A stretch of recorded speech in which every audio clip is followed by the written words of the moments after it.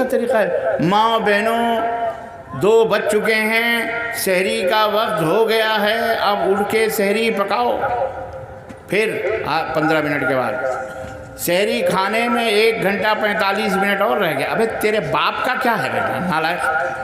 ایسے بے غیرت کو میں نوجوانوں سے کہوں گا اگر آئندہ رمضان میں ایسا کہیں ہو تار کاٹ دو۔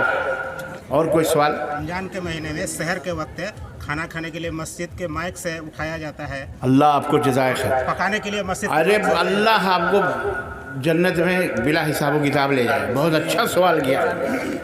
یہ بلا اللہ اللہ اللہ۔ ایک دفعہ میں اپنے سسرال گیا، بنگلور ہی میں سسرال ہے بھیا، وہاں گیا، اللہ کی قسم 2 بجے سے جو مولویوں نے اوئے اوئے مائک میں چلانا شروع کیا ہے، بیڑا غرق۔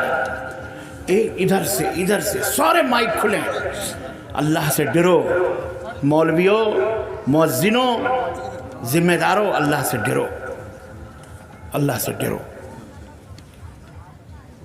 اسی لیے مائک وغیرہ بند کیے جا رہے ہیں۔ بہت زیادتی کسی بھی چیز کی، وہ بھی غلو، یہ جائز نہیں ہے۔ یہ کون سا طریقہ ہے؟ ماں بہنوں 2 بج چکے ہیں، سحری کا وقت ہو گیا ہے، اب اٹھ کے سحری پکاؤ۔ پھر 15 منٹ کے بعد سحری کھانے میں 1 گھنٹہ 45 منٹ اور رہ گیا۔ ابے تیرے باپ کا کیا ہے بیٹا نالائق؟ ایسے بے غیرت کو میں نوجوانوں سے کہوں گا اگر آئندہ رمضان میں ایسا کہیں ہو تار کاٹ دو۔ ہاں غلط ہے، بند کرو اس ڈھونگ دھتورے کو۔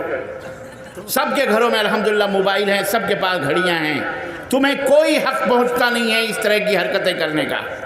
اللہ کی قسم یہ حرام ہے، تمہیں کوئی حق نہیں پہنچتا ہے۔ کچھ مسجدوں میں اذان ہوتی ہے، حرام ہے، ایذا پہنچانا حرام ہے، تکلیف پہنچانا حرام ہے اپنے پڑوسی کو۔ اس میں مسلم بھی ہیں، غیر مسلم بھی ہیں، ان کا بھی احترام کرو، ان کی بھی عزت کرو، وہ بھی انسان ہے بیچارے۔ تمہارا روزہ ہے، ان غریبوں کا روزہ نہیں ہے، ان کے اسکولز ہیں، ان کے بچے ہیں، ان کے بیمار ہیں۔ اتنا بس مائک میں اذان دے لیا کافی۔